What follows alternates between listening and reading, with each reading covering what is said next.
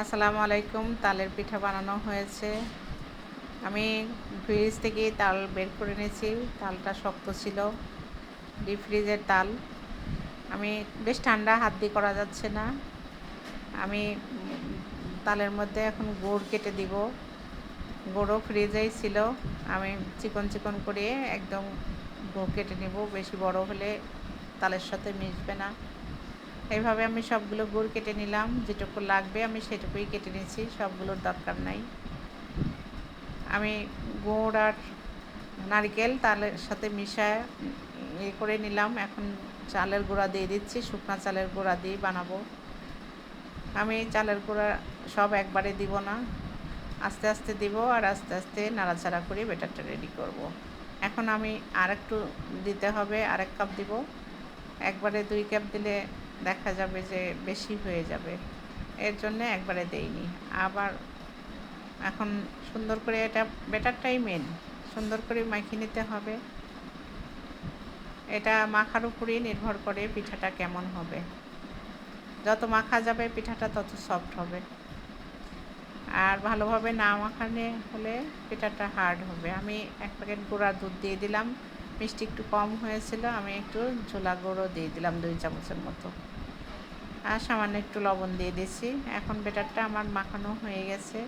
আমি এখন পিঠা বানায় দেখাচ্ছি। কলার পাতাগুলো সুন্দর করে ভিজা কাপড় দিয়ে মুছে নিচ্ছি। নিয়ে আমি ব্যাটারে অল্প অল্প করে দেব আর বানায় নেব। পিঠাটা বানানো খুবই ইজি। এটা যে কেউই করতে পারবে।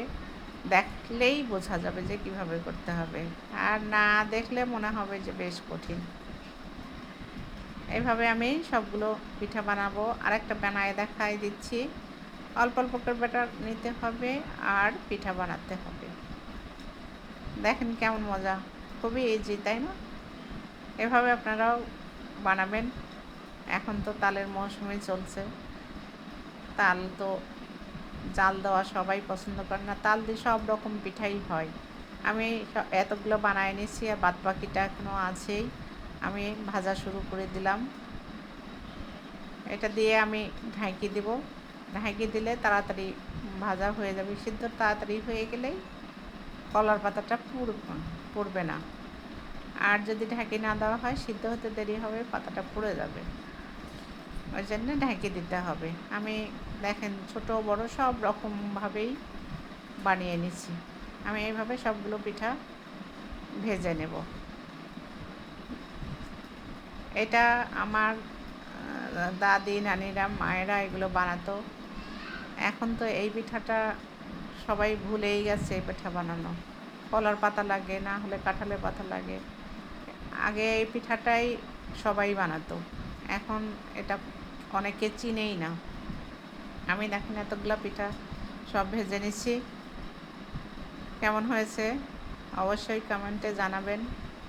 আমি এভাবে পিঠাগুলো বাদ বাকিটাও ভেজে নেব।